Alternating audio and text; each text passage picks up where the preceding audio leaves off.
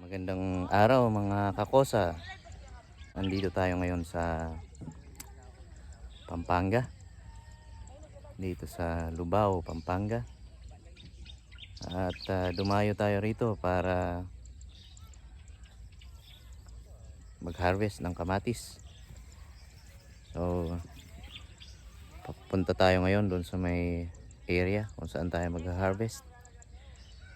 Tingnan lang natin, obserbahan natin kung paano yung ginagawa sa pag-harvest ng kamatis. So mainit ngayon dito, kaya mga kosa, tingnan natin kung ano yung mangyayari. Mag-harvest tayo ng kamatis. Yan, lalaki ng mga kamatis nila rito sa Pampanga. Mahal ang kamatis ngayon.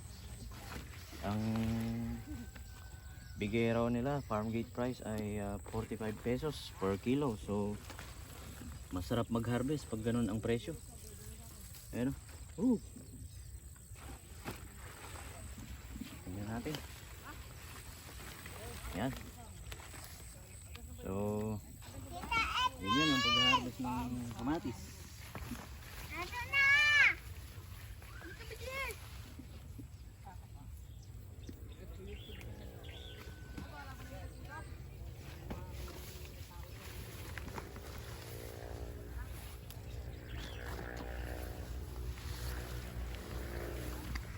So ito.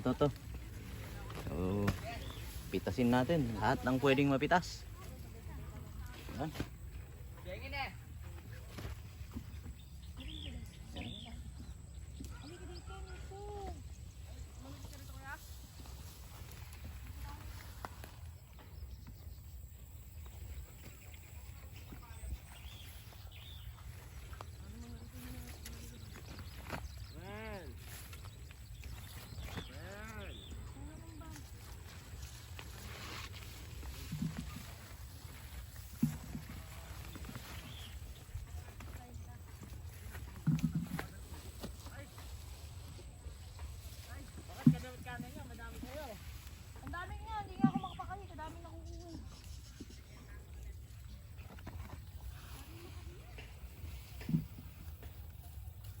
Nakaligtaan ko pala yung sa kanan ko. Kaya bumabalik ako. Kaliwat kanan pala to.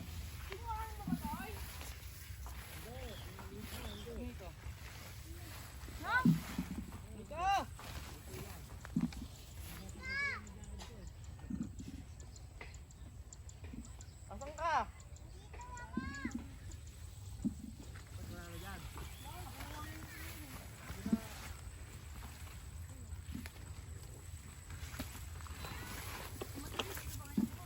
Kukunin ba yung ganito? Okay.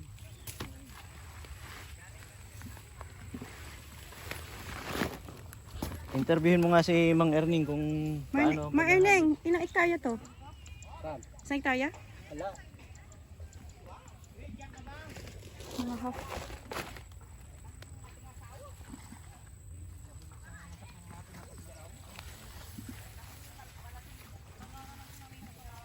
Oh, nakikita natin ang daming bunga ng kamatis. Yan.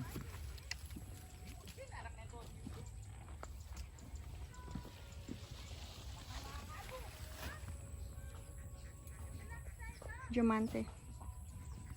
So itong kamatis na to ay diamante. Kaya diamante rin yung presyo. Tuloy-tuloy yung harvest, no? So, Monday, mag-harvest ulit. Every 2 days daw ang harvest nila rito. 2 to 3 days.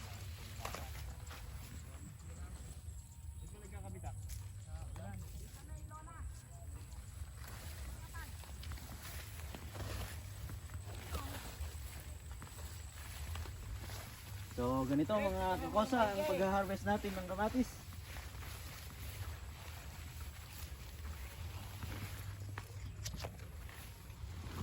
Naharvestan na yata itong hinaharvestan ko na to. Wala na akong mapulot eh. Yan. Ngayon ay araw ng pag-harvest. Araw ng linggo.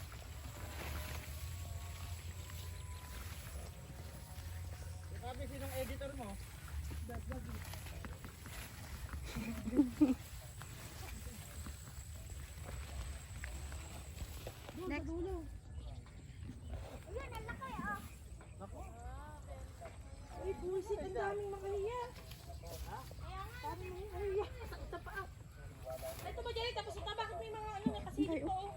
Daming anong harvest.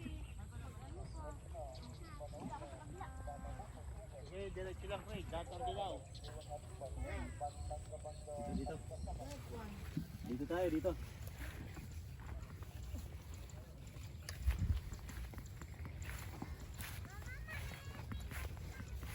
Ay, di ba yung space ni Grid? Kamusta po yung pag-ani nyo?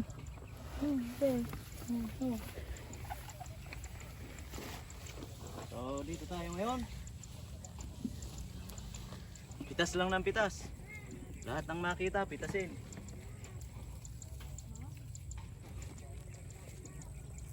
Dami. Non-stop pitasan. Anli kamatis. So, ganito mga kosa ang tamang pag-harvest ng kamatis. Pitas lang ng pitas.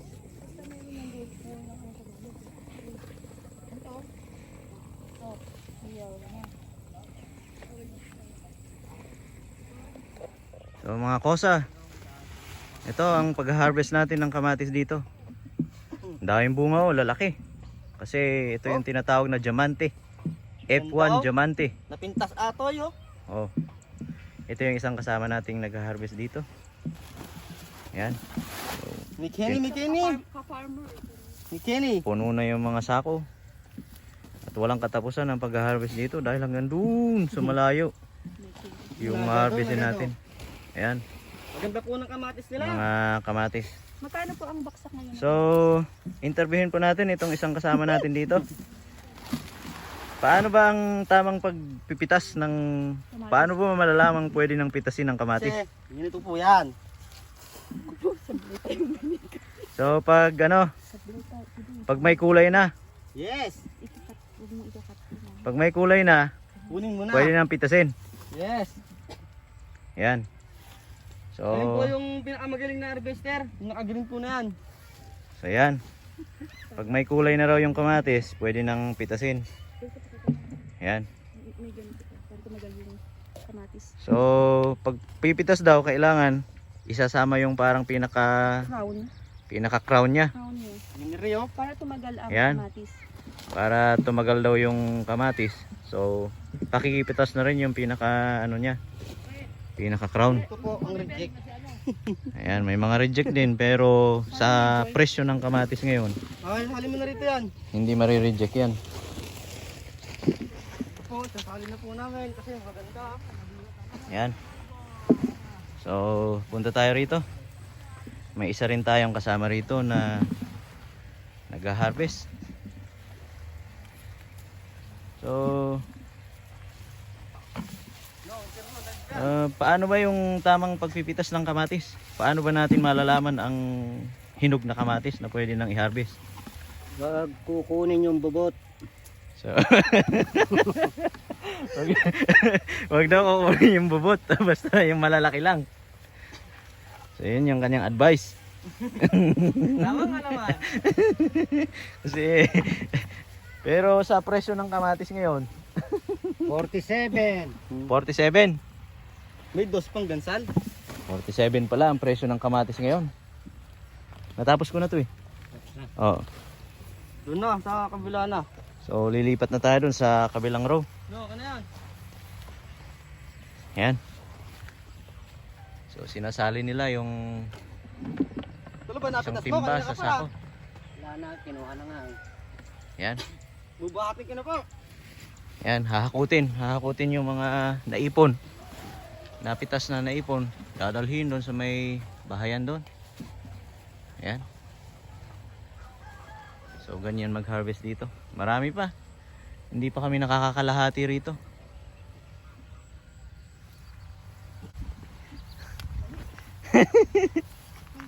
Kamatis.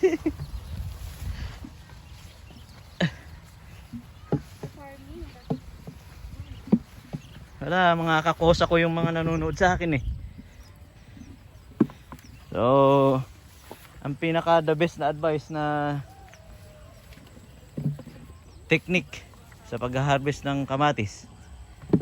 Ang kukunin lang natin yung hinog, huwag kukunin yung bubot.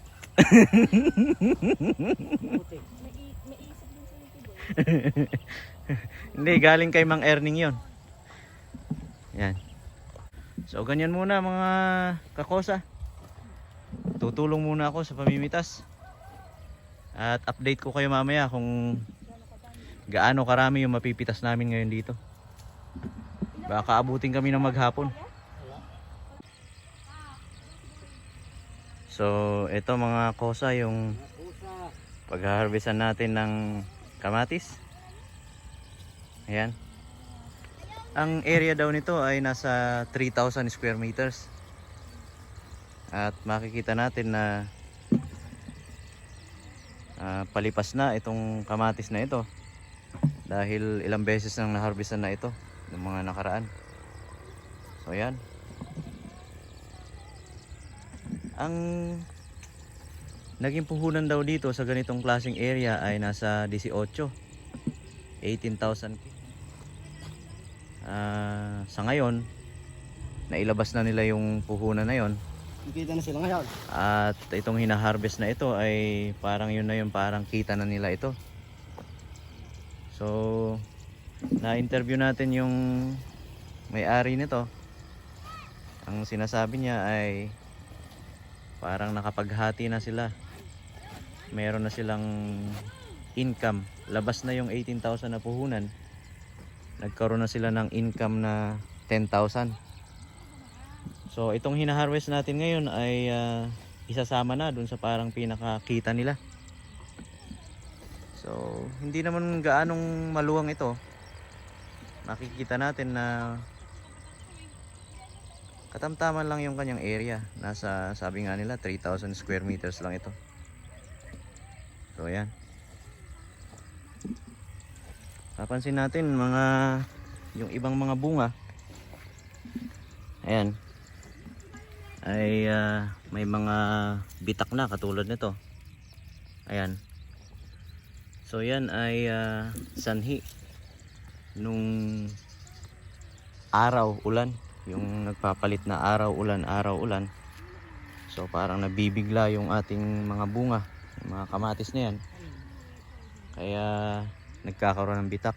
Yan, reject na yan. Pero sa panahon ngayon na mahal ang kamatis, ang presyohan daw ngayon dito ay 47 pesos per kilo. Ayan. So mahal ang kamatis ngayon. So yan, pwede pang mga may bitak-bitak na yan, nabibenta pa rin yan kahit sinasabi nila na reject na yung mga yan. Mabibenta pa rin yan ng 15, 20. Pero yung mga class A na mga bunga, yun yung kinukuha nila dito. Farm gate price, 47 pesos per kilo. So swerte yung mga umaani ng kamatis ngayon. Dahil mahal ang kamatis. At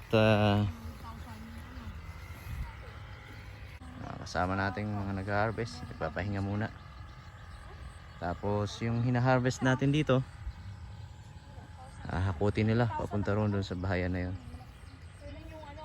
Ayan.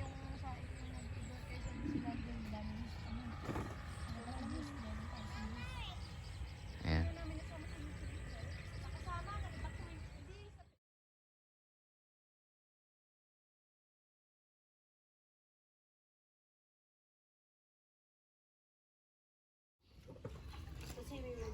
Kasi may konting bitak, pasok na sa reject yan. Hindi ate. Ang maluhin ka din sa SM.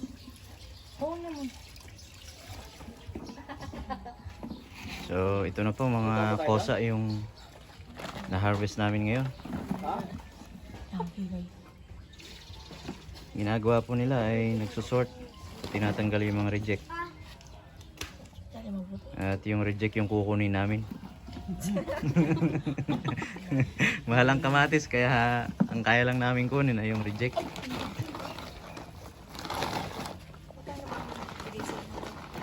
Ang hango raw rito ng kamatis 47. Ayan o, kintab o. Ayan. Pang ano na to, pang SM. Dadalhin ito sa SM Pampanga. SM San Fernando.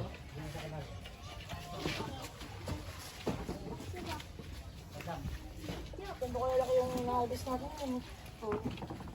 Mas marami yung reject pala. Kung nilagyan na lang ng reject. Ayun sa akin. Eh, maraming nakikita tayo, maraming mga bitak. Yan daw eh dahil sa aaraw tapos yung pag-ulan, so yung pagpapalit ng panahon. Kaya nabibigla yung kamatis. Yan nagkakaroon ng bitak. Hindi yung mga konting ano. Yan, kaya tinatanggal nila yung mga reject dyan. Yung maliliit, reject na yan. Ito yung maliliit siya. Maliliit, reject na. Ano ito? Oh, yan. Reject na siya. Kukunin natin. Well, good pa naman.